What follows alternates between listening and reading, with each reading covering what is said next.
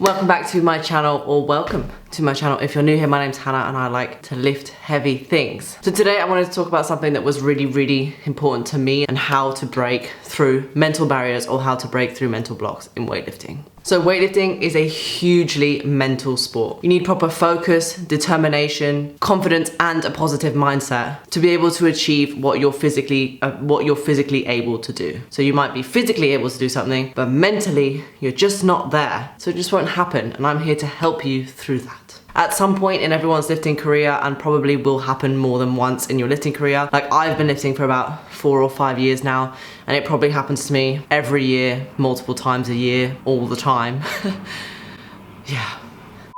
You're likely to hit a mental block or a mental barrier with a certain lift or a certain weight of a lift, and suddenly you'll just forget what you're doing, you'll forget how to do it, and you'll just completely forget everything. It'll be like you've never touched a barbell in your life before. Now this is really frustrating because you don't actually know where it's going to come from and you don't know why these things happen, but I am here to help you realize that these things don't have to go on for so long, and I'm going to help you build a strong mental game to be able to smash through all those mental barriers and all those mental blocks. So the reason I decided to make this video is because for me this realization kind of happened the other day. So a few months ago I managed to snatch 80 for the first time. This was a weight that I'd kind of been fighting for a really long time. I was like mid 70s for ages, what felt like a really long time. And when I hit that 80, it kind of didn't really clock that I'd hit 80. So my training weights stayed the same. So for the past 3 months, I've been training as if my best snatch was 75 instead of 80. And the other day, it kind of just hit me that I have this mental block with working at a weight above 70 kilos. Every time 70 or more than that goes on the bar, my brain kind of has like a fuzzy moment, a freak out, and I don't really know what I'm doing. I forget everything that I've been training for. I forget all of the positions that I've been nailing in the 60s, and I just forget how to lift. And I realized it the other day because I haven't snatched more than 70 kilos in months, because I've just been lingering around 60 to 65, sometimes like 69, and I just stay there because I'm happy there, because I don't have to push myself too much mentally to be able to do those weights. But I have decided that it shall be no more, and that I am going to actively push myself out of my comfort zone, use what I'm going to talk about in this video to make sure that I'm pushing through that mental barrier, making sure I'm pushing through that mental block so that I keep moving past 80. I need to reassess and readjust all of my working weights for my new PR, which I did. I need to work at higher weights. I need to work in those 70 ranges to make sure that I'm getting the most out of my sessions, and to make sure that I'm getting the most out of myself physically and mentally, and to make sure that I'm moving forward. Like, I want to snatch 90 this year, and if I don't do this, I'm not going to do that. I'm not going to snatch 90 because I'm not snatching 80, I'm not snatching 70. And the real truth is I'm power snatching 70 and more than 70 week in, week out, but I can't full snatch it. And my mental barrier and mental block is so strong that I can't break through it. So the other day, when I realized this in a session, I just thought, I'm just gonna whack it on. I'm just gonna put it on the bar, and I'm gonna convince myself that I can do it. And I managed to snatch 75 for a triple, which was amazing. And I finally managed to put 80 back on the bar for a single, which I was really happy with. So as I said, that all needs to change. And this is how I'm gonna work through my mental block. And these are the ways that you guys can help work past your mental blocks. And these are the ways that you guys can break through all of your tough mental blocks. So number one, now if you guys know me and if you followed my channel for a long time, all of you will know I love on-the-minute work. I just love EMOMs. Love them. Absolutely love them. I found that they help build consistency, build confidence in the lifts, and they kind of help you shut off your mind, which is basically what you need to do when you're trying to work at a high percentage. You need to realize that your body knows what it's doing. You need to trust in yourself and trust in your body remembering exactly what it needs to do to be able to lift those heavy weights. So doing an EMOM will help take away the overthinking element. So the way that I like to break it up, and a good way to help break through a mental barrier with an EMOM, is basically to do 2 or 3 singles at every single weight, increasing up to a challenging weight. I usually like to work at between 75 and 90% for 10 to 15 minutes. So what I do for my power cleans, I'll do 3 singles at 75, 3 singles at 80, 2 singles at 85, 2 singles at 90, and then after that I kind of see what happens with my body and exactly how I'm feeling, but those are the weights that I like to do, and that pushes me outside my comfort zone. So that is a way to break through a mental block. Number 2 is use unusual weights. Now, we are all creatures of habit. I am the biggest creature of habit. I will jump 5 kilos in my squat all the time.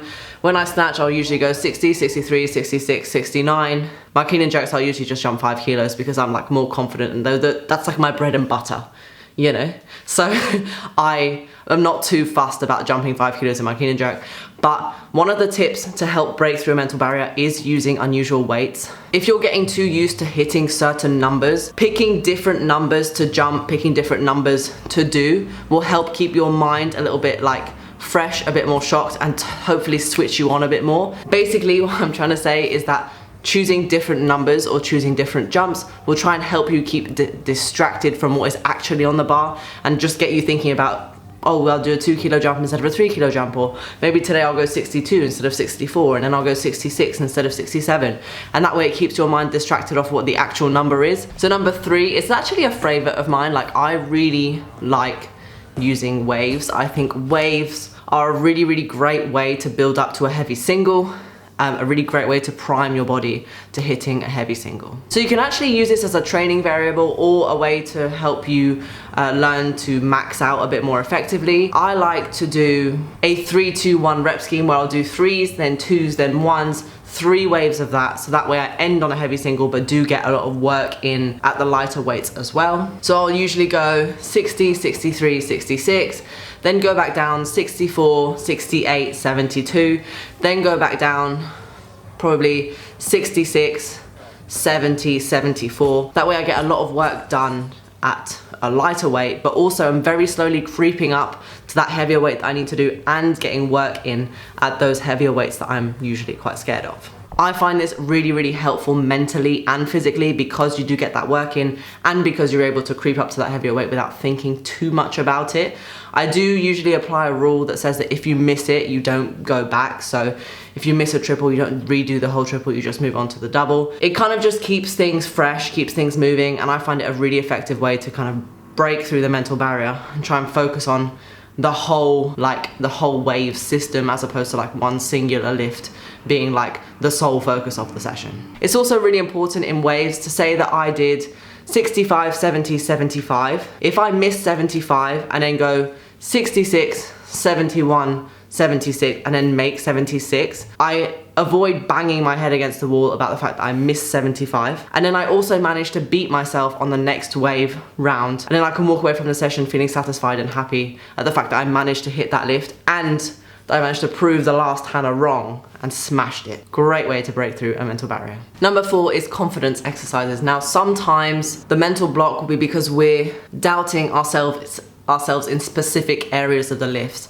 So for me, I know that I doubt myself really badly when it gets to like diving into the hole of the snatch and like maintaining a rigid, strong, deep squat when I'm catching a snatch. So basically a way to fix that is to build confidence in that area. So to do work within that area, so that when I know that it comes to that heavier lift, to know that I've actually done the work and I don't have to doubt myself so much. So that could be doing SOTS press, or that could be doing overhead squats, or that could be doing like paused overhead squats. Choosing exercises that will help you build confidence in the areas where you're lacking, which will hopefully then transfer and build your confidence when you're actually lifting, knowing that you've taken that time to develop your strength in those areas. That way, hopefully, you'll doubt yourself less. So if you're scared of getting crushed in the clean, do some heavy pause front squats. If you're scared of doing a jerk after a clean, do lots of jerk exercises. Focus on the jerk. Make that your strong point so that when it comes to the lift, you feel confident and ready to do it. My final tip about how to break through mental barriers or mental blocks is to focus on the process. We have to keep in mind that weightlifting is a skill that's developed over time. So try to focus on the movement, not so much on the weight, and focus on what your body needs to do. Focus on what you need to execute properly in order to lift the bar, instead of focusing what is on the end of the bar. And just remember that we are all doing it. We all do it. We all have mental blocks. We all have mental barriers. Every single person who has ever lifted a weight has gotten to a stage and thought, actually, I'm a bit scared now. This is making me a bit nervous. I need to go back and work on this. So do just try to remember to look at the bigger picture. One bad session or a few misses at a certain weight doesn't mean that you can't do it. And it definitely isn't the end of your weightlifting career unless you just decide to give up, which isn't an option, by the way. The biggest thing to do is to learn to be confident despite the misses. Learn to be confident despite the minor failures and the minor setbacks. If you keep going, you will keep progressing. If you keep fighting, you will get stronger and you will be able to do it over time. You just need to learn to trust yourself. So there are my 5 tips on how to break through a mental barrier in weightlifting. I hope you guys did enjoy this video. If you did find it useful, don't forget to give it a big thumbs up as well as subscribe to my channel. Now we all best get back to smashing our PRs, smashing a session. I hope you guys have an amazing day, have an amazing session, and I'll catch you guys in the next video. Pachow. Gunshot. Pooh. I've been doing arms dips and stuff. I